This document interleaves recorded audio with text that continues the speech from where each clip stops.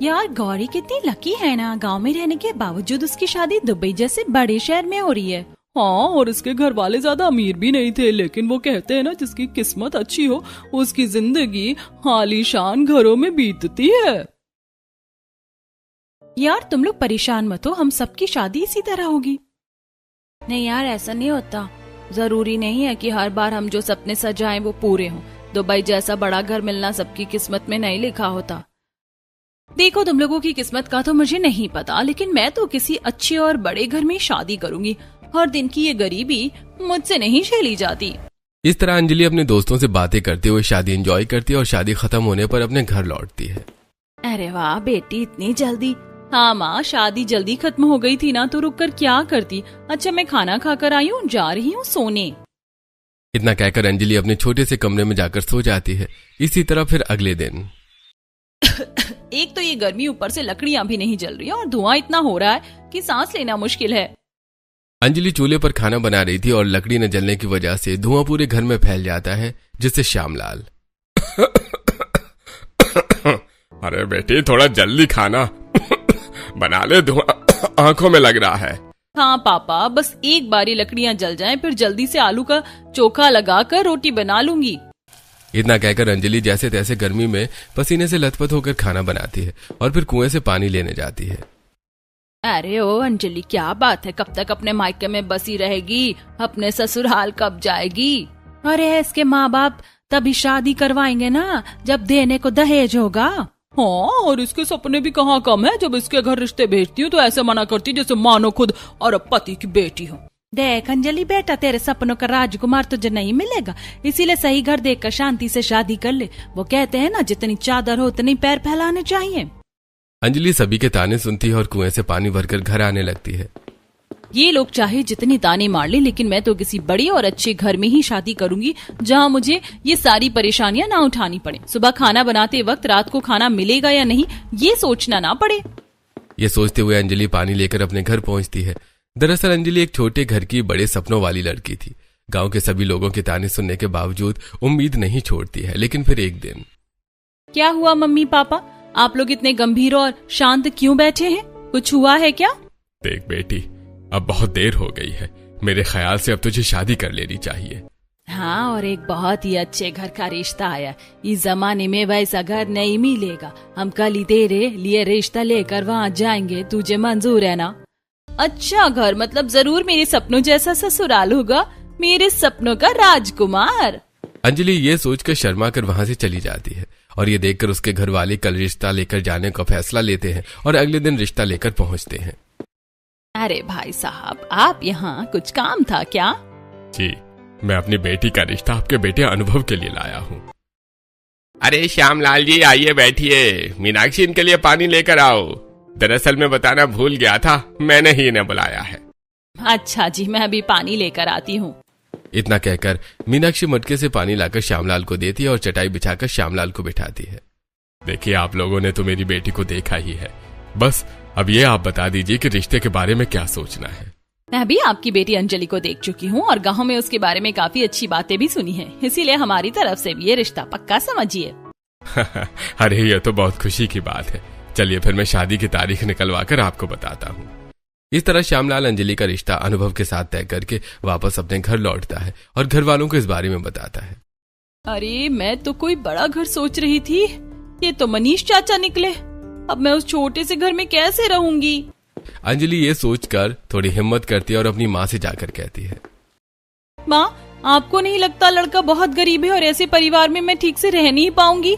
बेटी परिवार गरीब नहीं है, बस थोड़ा साधारण है, और फिर हम अपने बराबरी में ही तो रिश्ता जोड़ेंगे। अमीर से नाता जोड़कर अपमान का घूंट थोड़ी ना पीना है हमें। इतना कहकर सीमा घर के कामों में लग जाती है। अब इसी तरह कुछ दिन बीतते हैं और सभी रीति रिवाज के साथ अंजलि की शादी अनुभव के साथ करवा दी जाती है। और फिर गृह प्रवेश के वक्त बहू अपने दाहिने पैर से कलश गिराकर इस घर में गृह प्रवेश करो। भाभी थोड़ा संभल कर, चौखट थोड़ा टूटा है और इस तरफ कील भी निकली हुई है। नंदिनी की बात सुनकर अंजलि घर में गृह प्रवेश करती है। घर में लगे जाले, टूटी दीवार और छोटा सा बिस्तर, बगल में रखा चूल्हा देखकर अंजलि के सपनों के साथ पैर भी डगमगा जाते हैं। क्या ये मेरा ससुराल है? हाँ बहू, ससुराल तो तेरा छोटा ही है, और यहाँ रह पाना भी बहुत मुश्किल, लेकिन अब क्या कर सकते हैं, जो है सो यही है। हाँ, अब इसी छोटे से ससुराल में तुम्हें जिंदगी भर रहना पड़ेगा और हम चाहकर भी कुछ नहीं कर सकते। मैंने न जाने क्या क्या सपने देखे थे और सब चूर चूर होकर बिखर गए। अब तो खाना बनाने के लिए गैस भी नहीं मिलेगी मुझे और यहीं रहना भी होगा। क्या हुआ भाभी, क्या सोच रही हैं? रात काफी हो गई है, आप जाकर सो जाइए। अरे हाँ, मैं तो बातों बातों में भूल गई थी। जा बहू, जाकर आराम कर ले, फिर कल सुबह तो तेरी पहली रसोई भी है। मीनाक्षी की बात सुनकर अंजलि अनुभव के साथ कमरे में जाती है और कुछ ही देर में बिस्तर पर सो जाती है। और फिर अगली सुबह, मम्मी जी आज मेरी पहली रसोई है, खाना कहाँ बनाना है? बहू वैसे तो मैं बाहर खाना बनाती हूँ गेट पर, लेकिन अगर तू चाहे तो तू यहाँ पर भी खाना बना सकती है। देख वो रहा चूल्हा। मीनाक्षी की बात सुनकर अंजलि चूल्हे के पास जाती है और लकड़ियां जलाकर चूल्हे पर ही खाना बनाने लगती है। भगवान, यहाँ पर तो ऐसी गर्मी लग रही है जैसे मानो घर के नीचे कोई फैक्ट्री चल रही हो। लेकिन अब जो भी हो, मैं अपनी जिम्मेदारियों से पीछे नहीं हटूंगी। मैं अपनी जिम्मेदारियां जरूर निभाऊंगी। ये सोचकर अंजलि जल्दी जल्दी चूल्हे पर अपना खून पसीना एक करके सभी के लिए टेस्टी टेस्टी पकवान बनाती है और कुछ देर में सभी को खिलाती है। वाह भाभी, आपके हाथों का खाना कितना ज्यादा टेस्टी है। हाँ अंजलि, मैं तो सोच भी नहीं सकता था कि तुम इतना टेस्टी खाना बनाना जानती हो। सच में भाभी, आपके हाथों का खाना तो किसी 5 स्टार होटल से भी ज्यादा टेस्टी है। इस तरह अंजलि की पहली रसोई की रस्म पूरी होती है और अंजलि अपने ससुराल की जिम्मेदारियां संभालने लगती है। इसी तरह कुछ दिनों के बाद, ये लीजिए अनुभव जी, आपका टिफिन। काम करने के चक्कर में भूखे मत रहिएगा, खेती से फुर्सत पाकर टिफिन भी कर लीजिएगा। अंजलि, तुम सच में कितनी ज्यादा अच्छी हो ना। कुछ दिनों में तुम इस माहौल में कुछ इस कदर ढल गई हो जैसे मानो ये सालों से चला आ रहा है। अनुभव जी, जब बात जिम्मेदारियों की और अपनों की हो तो चीजें सीखने में ज्यादा देर नहीं लगती।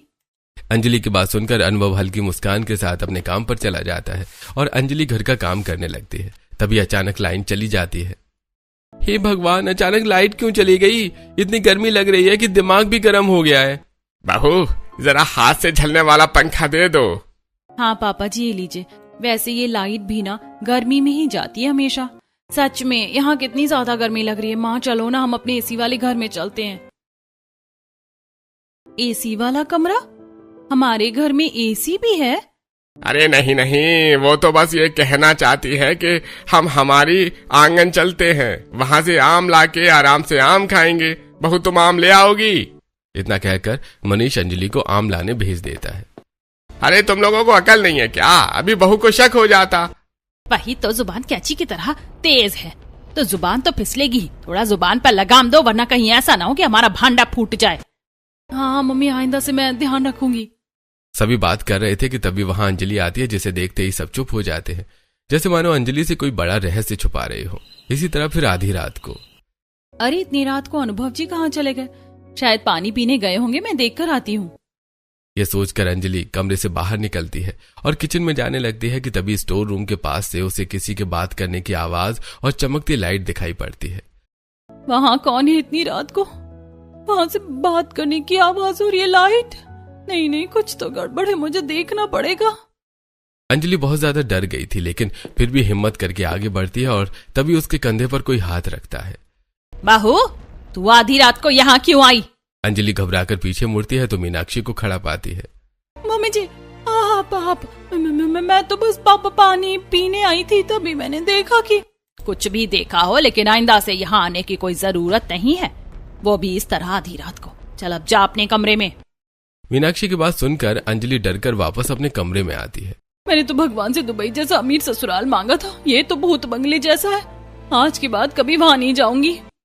अंजलि बहुत ज्यादा डर जाती है और दोबारा स्टोर रूम में न जाने का फैसला लेती है। इसी तरह फिर अगले दिन दोपहर को, अंजलि तुम मेरे लिए एक कप चाय बना दो, बहुत सिर दुख रहा है। हाँ हाँ, आप परेशान मत होइए, मैं अभी बना देती हूँ।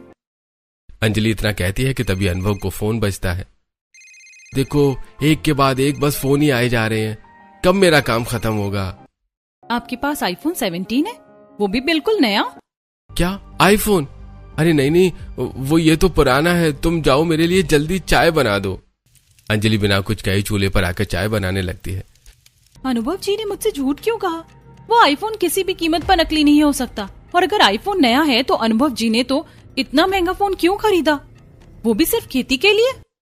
अंजलि घर की सारी छोटी से छोटी चीज नोटिस करने लगती है। फिर एक दिन जब अंजलि घर में पोछा लगा रही थी तो घर में तो इतनी गर्माहट है और बाहर धूप भी इतनी ज्यादा है, तो फिर जमीन इतनी ठंडी कैसे? ऐसा लग रहा है जैसे मानो दीवार के पीछे किसी ने एसी ऑन कर रखा हो। अंजलि ये सोच रही थी कि तभी वहां नंदिनी आती है। क्या हुआ नंद जी, इतनी हड़बड़ी में कहाँ जा रही हैं? कहीं नहीं भाभी, बस लैपटॉप पर कॉलेज का कुछ काम करना है, बहुत जरूरी है, तो बस वही लेने स्टोर रूम जा रही थी। क्या लैपटॉप, वो भी स्टोर रूम में? आपके पास लैपटॉप भी है? अरे नहीं नहीं भाभी, आपको तो पता ही है हमारी हालत, और ऐसी हालत में इतना महंगा लैपटॉप कहाँ से आएगा? वो तो मैं अपनी दोस्त से मांग कर लाई थी कॉलेज की पढ़ाई के लिए। अच्छा, दोस्त का है, ठीक है, फिर जाइए अपना काम कर लीजिए, आपकी फ्रेंड को रिटर्न भी तो करना होगा। इतना कहकर अंजलि दोबारा पोछा लगाने लगती है। अब इसी तरह दिन बीतते हैं और एक दिन फिर आधी रात को अंजलि को सोते वक्त बड़ी बड़ी गाड़ियों की आवाज आती है। हमारे गांव में तो कोई भी इतना अमीर नहीं है जिसके पास इतनी महंगी कार हो। खिड़की से देखती हूँ, आखिरकार बाहर है कौन? यह सोचकर अंजलि तुरंत खिड़की खोलती और बाहर की तरफ देखने लगती है, लेकिन तब तक वहां से कार जा चुकी थी। ये सब क्या हो रहा है, कुछ समझ नहीं आ रहा। कभी फोन, कभी लैपटॉप, कभी कार। आखिरकार मेरे घर वाले मुझसे क्या छुपा रहे हैं?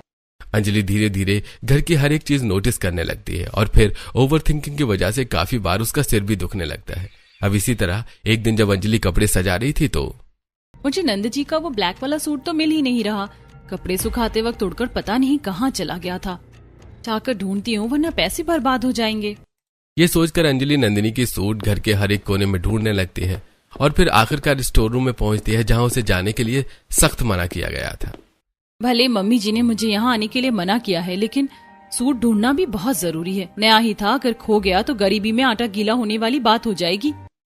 यह सोचकर अंजलि स्टोर रूम के अंधेरे में सूट ढूंढने लगती है। तभी अंजलि का हाथ एक स्विच पर लगता है और धड़ाम से आवाज आती है। हे भगवान, ये क्या हो गया? इतनी तेज आवाज, कहीं कुछ गिर गया क्या?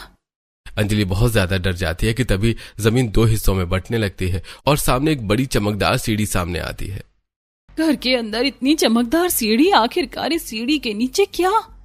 बहुत हो गया डरना, अब मैं सच्चाई पता लगा कर रहूंगी। फिर अंजलि बिना कुछ सोचे समझे सीढ़ी के सहारे उतरकर एक बड़े से बंगले में पहुंचती है जहां चमकदार लटकते झूमर, महंगे कारपेट और एक्सपेंसिव शोपीस रखे थे और इन सभी के बीच सोफे पर बैठा अनुभव लैपटॉप में काम कर रहा था। ये सब क्या है अनुभव जी? अंजलि की आवाज सुनकर अनुभव कोट पैंट पहने लैपटॉप पर एक बड़ी बिजनेस डील छोड़कर खड़ा होता है। झोपड़ी के पीछे दुबई जैसे छुपा हुआ मेरा ये ससुराल, आप लोगों ने इसके बारे में मुझे सच्चाई क्यों नहीं बताई? अनुभव जी, आपने मुझे धोखा दिया है। अरे नहीं नहीं अंजलि, ऐसा नहीं है, तुम मेरी बात समझने की कोशिश करो, सच्चाई कुछ और है। अनुभव इतना कहता है कि तभी पीछे से पूरा परिवार वहां पहुंचता है। तो आखिरकार बहू, तुझे असलियत पता चल ही गई। हम भी तुझे सच्चाई बताने वाले थे, लेकिन क्या मम्मी जी, आखिरकार मैं अपने पूरे परिवार को छोड़कर शादी करके ससुराल आई, इस घर को अपना परिवार माना, और आप लोगों ने मुझे अपना नहीं समझा और मुझसे इतनी बड़ी सच्चाई छुपाई। बहू, हम चाहते थे कि हम तुझे सही वक्त पर यह सच्चाई बताएं।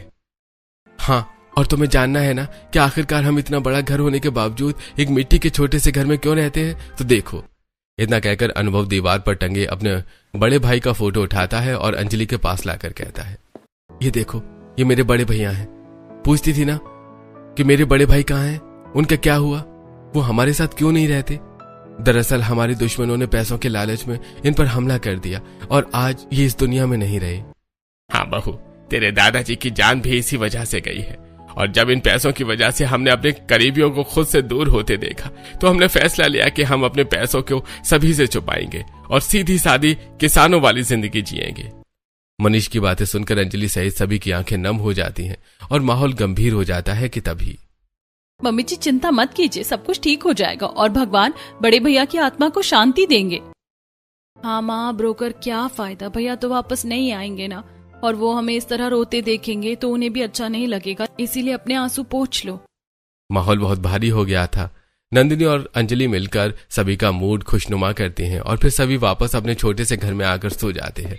फिर अगली सुबह, मम्मी जी, आज क्या बना दूं नाश्ते में? आटा खत्म हो गया है तो रोटी नहीं बना सकती। बहू, जब तुम सब जान गई हो तो फिर रूखी सूखी रोटी क्यों खाना? चल, आज हम तुझे तेरा अमीरों वाला सपनों का दुबई जैसा ससुराल दिखाते हैं। हाँ भाभी, भले आप कल घर के अंदर गई थी, लेकिन आपने पूरा घर देखा नहीं था। चलिए आज मैं आपको पूरा घर दिखाती हूँ। इतना कहकर नंदिनी मीनाक्षी के साथ पूरा परिवार अंजलि को लेकर उसके महलों जैसे ससुराल में जाता है, जहां घर के अंदर ही स्विमिंग पूल से लेकर थिएटर, जिम से लेकर ब्यूटी प्रोडक्ट के रूम तक सब बने हुए थे। साथ ही डिजाइनर कपड़ों से पूरा शोरूम भरा हुआ था। मुझे विश्वास नहीं हो रहा मेरी शादी इतनी बड़ी घर में हुई है, झोपड़ी से सीधा महल। भाभी वो कहते हैं ना, भगवान के घर देर है लेकिन अंधेर नहीं। आखिरकार आपके सब्र का भला आपको मिल ही गया। सच में ये सब तो बिल्कुल फिल्मों जैसा है। झोपड़ी से सीधा महल तक का सफर मुश्किल तो था लेकिन मजेदार भी। वैसे भाभी आज दुबई से कुछ लोग मीटिंग के सिलसिले में घर आने वाले हैं, इसीलिए आप अपनी साड़ी बदल लीजिए। लेकिन मेरे पास साड़ी नहीं है। तो क्या हुआ भाभी, आपके ससुराल में बनाए कपड़ों का शोरूम किस दिन काम आएगा। आपको यहाँ से जो कपड़े पसंद है वो पहन लीजिए और तैयार होकर नीचे आ जाइएगा। इतना कहकर नंदिनी वहां से चली जाती है और अंजलि महंगी ब्रांडेड साड़ी पहनकर तैयार होती है। इतनी महंगी साड़ी, इतनी ब्रांडेड चीज मैंने तो सपनों में भी नहीं देखी थी। सच में भगवान आपने तो कमाल कर दिया। अंजलि साड़ी पहनकर खुशी खुशी तैयार होती है और नीचे हॉल में आकर सभी के साथ सोफे पर बैठती है, जहां कुछ क्लाइंट्स भी मौजूद थे। देखिए, आप लोगों को पता भी है कि हम सभी से कितना छुपाते छुपाते यहाँ आए हैं, वो भी सिर्फ और सिर्फ आप लोगों के यूनिक आइडिया की वजह से। वही तो, वरना हम चाहे तो किसी से भी दुबई में पार्टनरशिप कर ले, लेकिन आप जैसा आइडिया कोई नहीं देता। अरे Malhotra ji, business unique idea से ही चलता है और फिर एक बार यहाँ सब कुछ ठीक हो जाए फिर हम अपना बिजनेस दुबई से भी ऑपरेट करेंगे। Oh really, it's good. वैसे हम मीटिंग शुरू करें? या of course. By the way, ये दुबई वाली फैक्ट्री में जो। इसके बाद मनीष और बाकी के सभी लोग मीटिंग में इन्वॉल्व हो जाते हैं और दूर खड़ी अंजलि अपने ससुर और पति को इस तरह इंग्लिश बोलते देखकर हैरान रह जाती है। मैं जिन्हें गंवार समझ रही थी वो तो इतने ज्यादा अमीर और पढ़े लिखे निकले। तभी अंजलि को उसकी माँ का फोन आता है। बेटी, इतने दिन हो गए तूने फोन नहीं किया, तू ठीक तो है ना? माँ ठीक ही कह रही है, बल्कि मैं तो बहुत ज्यादा खुश हूँ अपने ससुराल में। आपने जिस ससुराल को गरीब समझकर मेरी शादी करवाई थी वो तो असलियत में। तभी वहाँ मीनाक्षी और नंदिनी आती है और अंजलि के हाथ से फोन लेकर कट कर देती है। मम्मी जी, ये क्या किया आपने? बहू, तू पागल हो गई है क्या?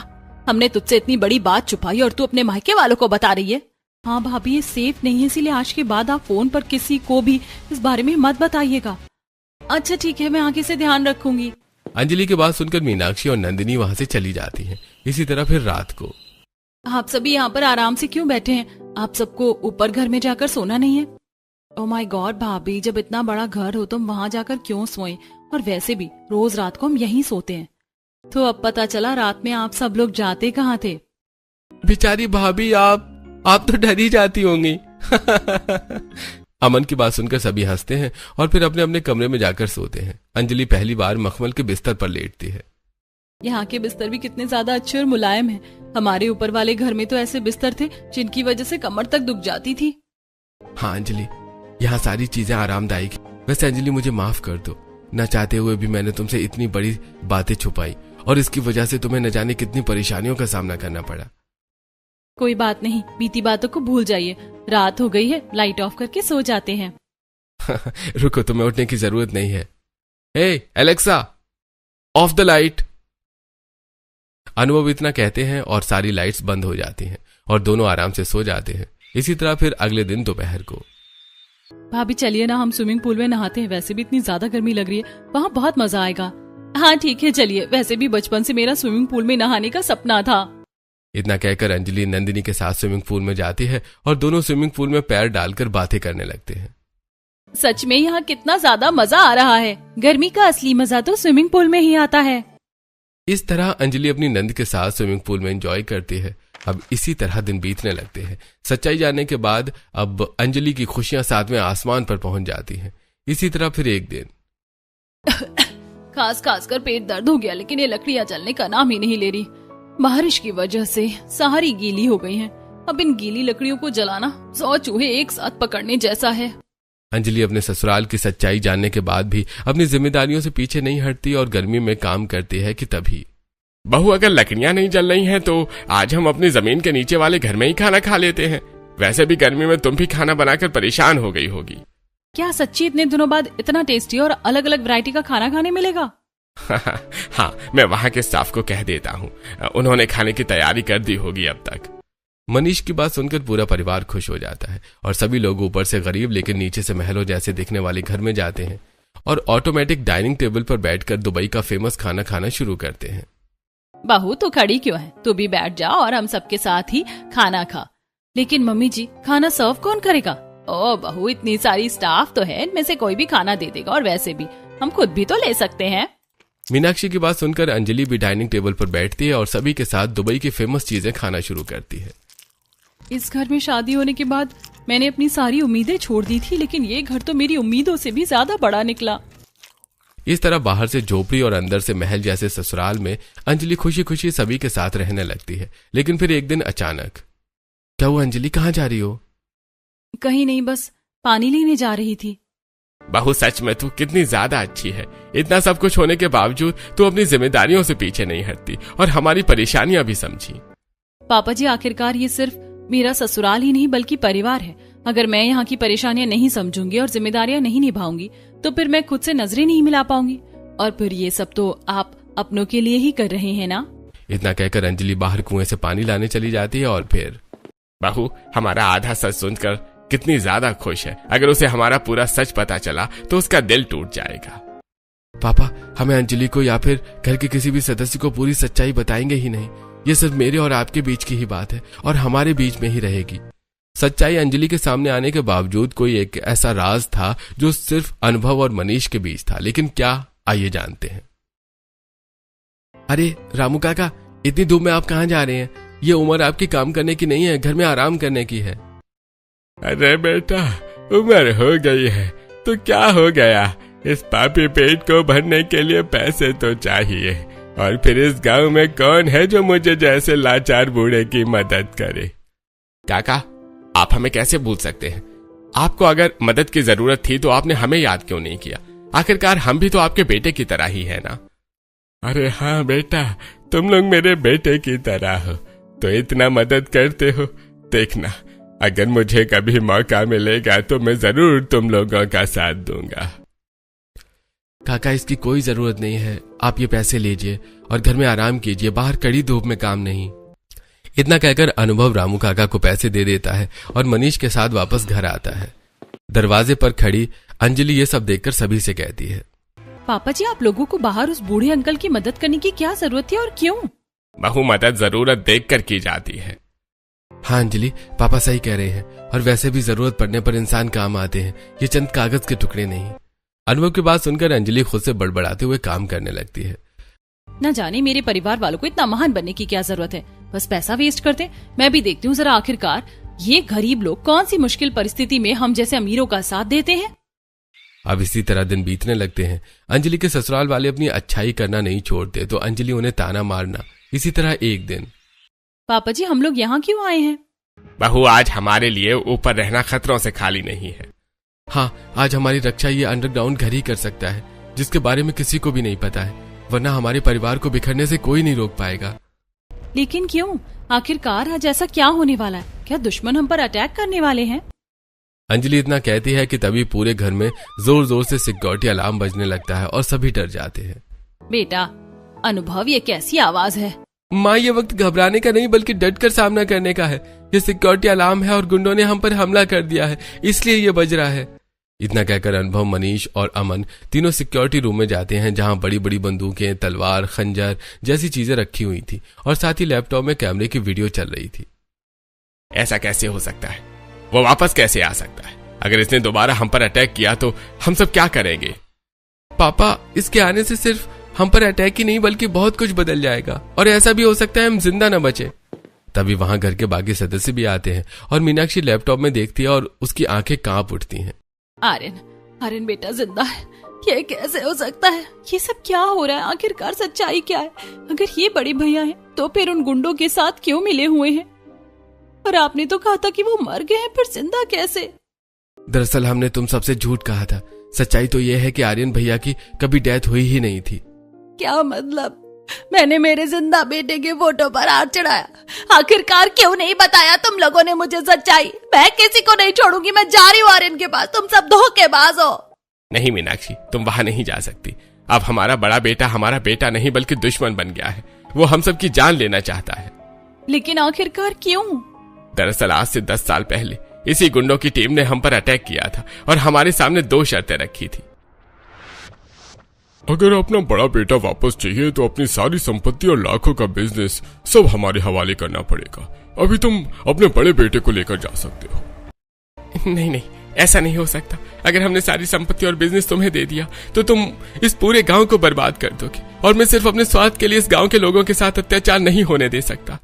मनीष की बात सुनकर बंदूक की नोक पर घुटनों के बल बैठा आर्यन चीख पड़ता है। पापा पापा, आप ये क्या कह रहे हैं? नहीं नहीं, आप मुझे इस तरह अकेला छोड़कर नहीं जा सकते। बड़े भैया। बेटा मुझे माफ कर दे, लेकिन मैं इतना स्वार्थी नहीं बन सकता, और फिर इस बात की भी कोई गारंटी नहीं है कि सारे पैसे देने के बाद ये हमें छोड़ देंगे, इसलिए मुझे न चाहते हुए भी ये कदम उठाना पड़ेगा। मनीष दिल पर पत्थर रखकर आंखों में आंसू लिए अपने बड़े बेटे को गांव वालों के बारे में सोचकर वहीं छोड़कर वापस घर आ जाता है। पापा जी, लेकिन फिर भी इन गांव वालों के लिए, जिनसे हमारा कोई नाता रिश्ता भी नहीं है, उनके लिए खुद के बड़े बेटे का त्याग करना गलत था। आखिरकार इन गांव वालों ने हमारे लिए क्या किया?